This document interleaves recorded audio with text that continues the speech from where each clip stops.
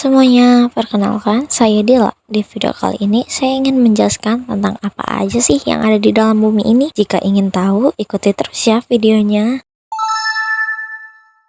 Struktur bumi. Bumi tersusun dari 3 komponen yang meliputi lapisan batuan disebut dengan litosfer, lapisan perairan disebut dengan hidrosfer, dan lapisan udara yang disebut dengan atmosfer.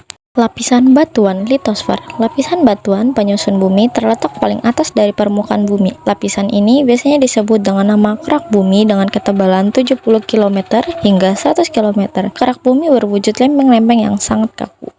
Struktur lapisan kulit bumi. Struktur bumi yang Anda pijak tidak tersusun dari material seragam dan homogen. Bumi terdiri atas lapisan yang memiliki karakteristiknya masing-masing. Berikut struktur lapisan kulit bumi. Kerak bumi, yaitu lapisan bumi paling luar sebagai tempat tumbuhnya tanaman serta tempat tinggal manusia dan hewan. Ketebalan kerak bumi bervariasi pada kisaran 70 hingga 100 km. Lapisan ini kaya akan unsur hara dan beberapa unsur logam. Adapun lapisan tanah di kerak bumi terbagi menjadi sebagai berikut. Lapisan organik merupakan tempat terurainya materi biomasa menjadi unsur-unsur abiotik. Lapisan ini kaya akan humus dan unsur hara. Lapisan tanah atas topsoil merupakan lapisan tanah dengan warna terang. Warna terang tersebut karena materi pada zona ini mengalami aluviasi dan pencucian oleh air yang meresap. Lapisan tanah tengah subsoil merupakan lapisan yang lebih gelap dari lapisan atasnya karena pada lapisan ini materi aluviasi dari atas akan terakumulasi. Di lapisan batuan induk, heran material merupakan lapisan yang terdiri atas bahan batuan mudah lapuk tetapi sangat sulit ditembus air dan akar. Warna pada lapisan ini terang dan bervariasi, ada yang putih, abu-abu, atau merah. Lapisan batuan dasar bedrock merupakan batuan induk yang tidak mudah lapuk pada lapisan ini dan ke bawahnya tidak ada aktivitas kehidupan lagi. Selimut bumi merupakan lapisan bumi di bawah kerak bumi yang terdiri atas material cair. Lapisan inilah yang menyebabkan terjadinya pergerakan lempeng kerak bumi akibat gaya konveksi dari energi panas bumi. Energi tersebut merupakan tenaga endogen yang sangat memengaruhi bentuk permukaan bumi. Materi cair merupakan magma yang mendesak kerak bumi, menyebabkan munculnya gunung-gunung berapi. Magma yang berhasil menerobos keluar akan menjadi dingin dan mengalami perubahan fase dari cair menjadi padat, berupa bebatuan, pasir, atau debu vulkanik. Berikut lapisan dari selimut bumi. Selimut luar astenosfer merupakan lapisan di bawah litosfer pada kedalaman 100 hingga 400 km. Formasi magma akan terbentuk pada lapisan ini dengan suhu mendekati 1300 Celcius. Selimut dalam merupakan lapisan di bawah astenosfer dengan kedalaman hingga 2900 km. Komposisi selimut dalam banyaknya didominasi oleh campuran besi dan batuan basal. Inti bumi. Lapisan ini terletak pada kedalaman lebih dari 2900 km di bawah permukaan bumi. Inti bumi tersusun dari materi cair dan padat yang banyak mengandung besi dengan suhu 5400 Celcius. Inti bumi dibedakan menjadi dua, yaitu inti luar dan inti dalam. Inti luar yaitu inti bumi yang tersusun dari materi cair yang kaya akan besi. Inti dalam yaitu inti dalam bumi yang tersusun dari materi padat. Meskipun inti bumi bersuhu sangat panas, tetapi material besi pada inti bumi bagian dalam tidak berwujud cair. Karena tekanan yang berada di dalam bumi semakin ke dalam akan semakin meningkat. Peningkatan tekanan tersebut memengaruhi titik lebur sebuah zat. Oleh karena itu, meskipun material besi di inti bumi bersuhu sangat tinggi, tetapi lapisan ini tetap berwujud padat. Batuan penyusun litosfer. Berdasarkan siklus batuan terbentuk dari proses pendinginan magma, baik di permukaan bumi maupun yang masih ada di bawah permukaan bumi. Seiring berjalannya waktu, batuan mendapatkan tempaan suhu, tekanan, dan faktor fisik lainnya dari alam yang selanjutnya melapukan batuan. Batuan yang lapuk akan menjadi tanah tempat tumbuhnya berbagai tumbuhan. Air membawa material lapukan batu dan mengendapkannya pada suatu tempat. Endapan tersebut lama-kelamaan akan menjadi batu lagi karena proses fisika. Berdasarkan siklus tersebut, secara umum batuan di bumi dibedakan menjadi 3 jenis, yaitu batuan beku, batuan sedimen, dan batuan malihan atau metamorfik. Lempeng dan patahan. Lempeng tektonik. Kerak bumi digambarkan tersusun dari bagian-bagian besar yang menyatu dan saling berinteraksi. Bagian-bagian tersebut yang dikenal sebagai lempeng. Lempeng bergerak relatif terhadap satu sama lain dengan arah dan kecepatan tertentu. 6 lempeng besar benua tersebut terdiri atas lempeng Amerika, lempeng Afrika, lempeng Pasifik, lempeng Eurasia, lempeng India Australia, dan lempeng Antartika.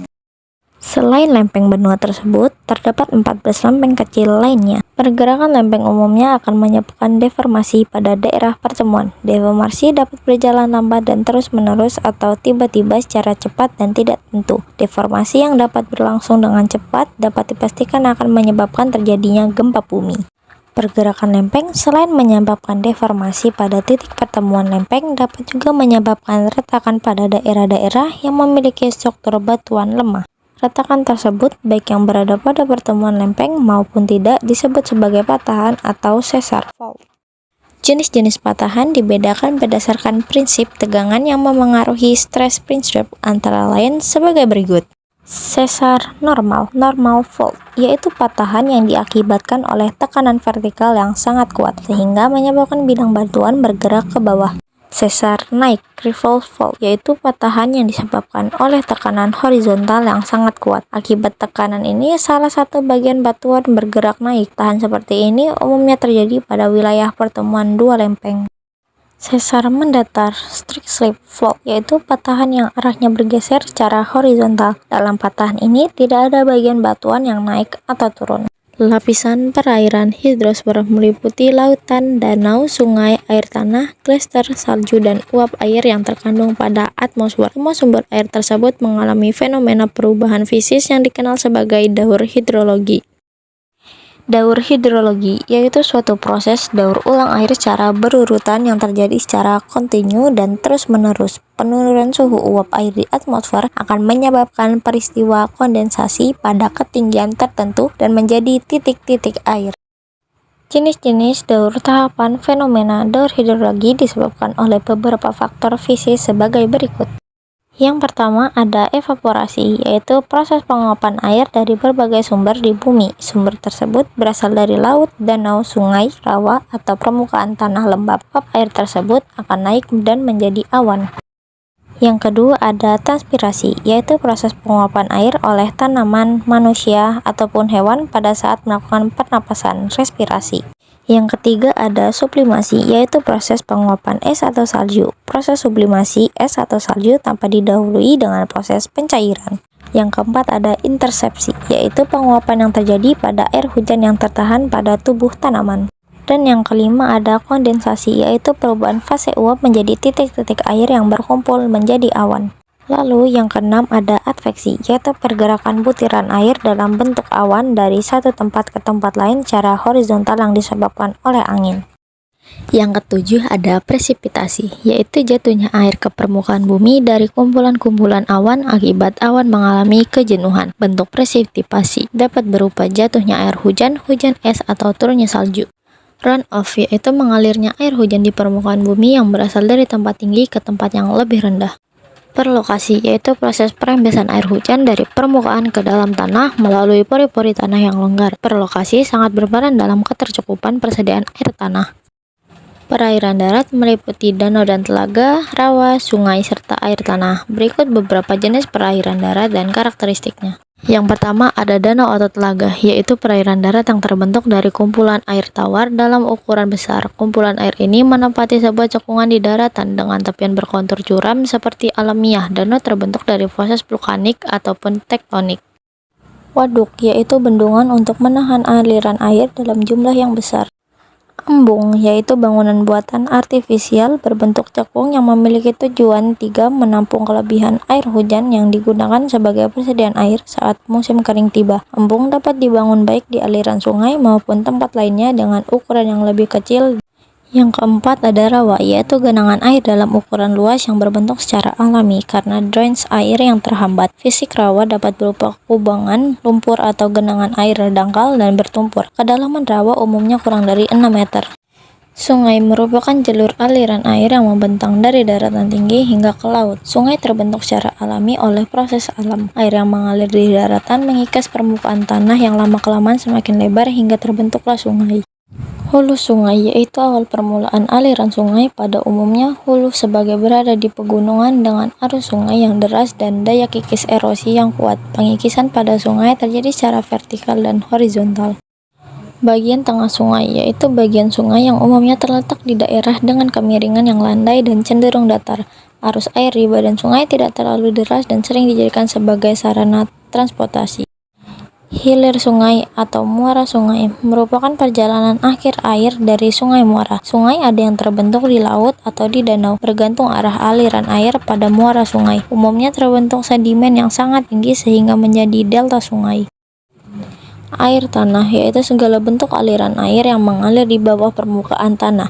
Pada umumnya, air tanah terjadi dari resapan air hujan karena gaya gravitasi bumi, struktur lapisan tanah, dan perbedaan kelembapan tanah air. Tanah yang ada di bawah permukaan bumi dibagi menjadi dua. Air tanah freatik yaitu air tanah yang tersimpan di kerak bumi di atas lapisan batuan induk kedap air. Peran material pemanfaatan air freatik umumnya digunakan masyarakat untuk sumur tradisional.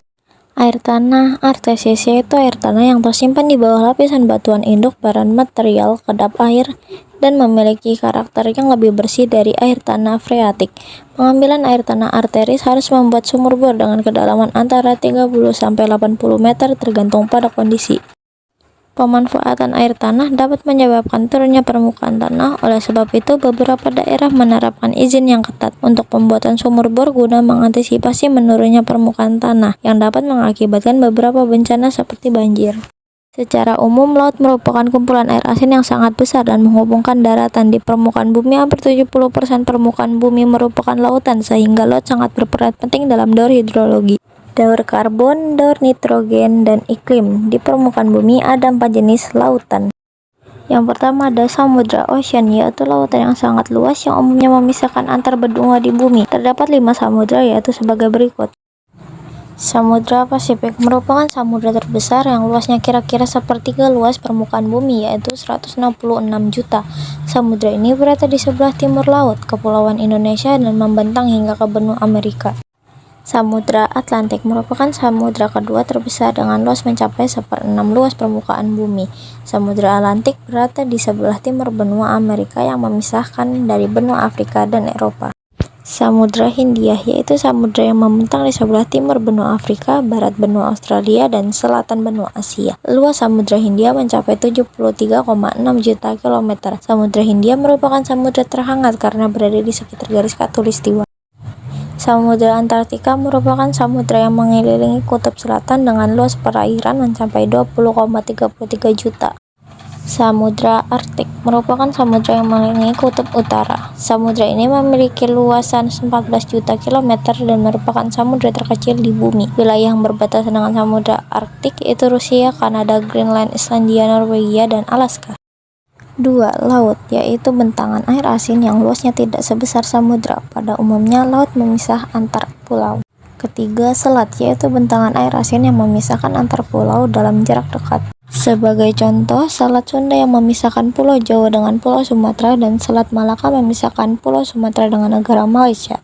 Keempat, teluk, yaitu air laut yang menjorok masuk ke dalam pulau. Contohnya Teluk Penyu di Bali, Teluk Jakarta, dan masih banyak yang lainnya.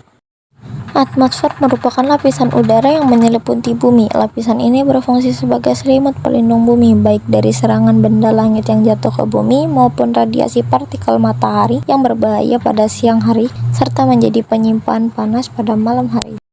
Atmosfer tersusun dari materi fluida gas dinamis yang mudah terusik oleh fenomena fisis yang mengenainya. Bagian ini merupakan tempat terjadinya berbagai fenomena cuaca dan iklim cuaca, merupakan gambaran keadaan udara pada waktu dan tempat tertentu. Pengamatan cuaca umumnya berkaitan dengan jumlah tutupan awan, suhu udara, kondisi hujan, penguapan kelembapan, dan kerepatan angin di suatu tempat dari hari ke hari. Iklim merupakan ukuran rata-rata dari variabel yang relevan. Rentang pengamatan iklim dapat dilakukan dalam jangka bulanan sampai tahunan. Dalam sains, udara termasuk dalam golongan campuran heterogen dari beberapa molekul penyusunnya. Molekul penyusun udara yang terdapat di atmosfer meliputi nitrogen, oksigen, karbon dioksida, dan kandungan lainnya. Ketebalan atmosfer yang menyelimuti bumi mencapai 1000 km yang dihitung dari permukaan laut dengan berat keseluruhan mencapai 6 miliar ton. Atmosfer tersusun berlapis-lapis menurut karakteristik udaranya. Troposfer merupakan lapisan yang paling dekat dengan bumi. Lapisan ini memiliki tekanan udara yang paling tinggi dengan sebagian massa udara terkonsentrasi pada lapisan troposfer. Lapisan troposfer berfungsi menjaga kestabilan udara di permukaan bumi. Berbagai fenomena iklim dan cuaca yang terasa di bumi seluruhnya terjadi pada lapisan fenomena. Cuaca tersebut meliputi awan, petir, hujan, badai, dan topan. Fenomena penurunan suhu udara pada troposfer berkisaran 1 Celcius setiap kenaikan 100 meter. Suhu ini akan terus menurun hingga pada lapisan tropopause berkisaran minus 60 Celcius. Tropopause adalah lapisan pembatas pada troposfer paling atas. Oleh karena troposfer merupakan lapisan paling dekat dengan bumi, troposfer memiliki fungsi menjaga kestabilan udara di bumi. Berbagai fenomena iklim dan cuaca yang terasa di bumi seluruhnya terjadi pada lapisan ini. Berbagai fenomena iklim dan cuaca yang terasa di bumi seluruhnya terjadi pada lapisan ini. Fenomena yang terjadi pada lapisan ini antara lain sebagai berikut. Cuaca yaitu keadaan fisik udara pada atmosfer di suatu wilayah tertentu dalam jangka waktu yang singkat. Keadaan udara tersebut dapat berubah dalam hitungan menit, jam, hari, hingga bulan. Keadaan cuaca dapat berupa hal-hal sebagai berikut. Yang pertama, mendung, yaitu keadaan udara yang banyak mengandung uap air. Lalu yang kedua ada hujan, yaitu peristiwa kondensasi uap air di udara hingga turun dalam bentuk butiran-butiran air atau presipitasi. Lalu ada berangin, yaitu keadaan udara dengan aliran yang sangat kencang. Pada keadaan tertentu, kondisi angin dapat menjadi badai, angin topan, atau tornado yang dapat menimbulkan kerusakan pada kondisi permukaan bumi yang dilaluinya. Petir, yaitu fenomena loncatan bunga api akibat interaksi muatan listrik statis di awan. Kelembapan udara, yaitu kondisi kandungan uap air di udara. Nah, seru kan? Kapan-kapan kita akan bermain lagi ya. Dadah!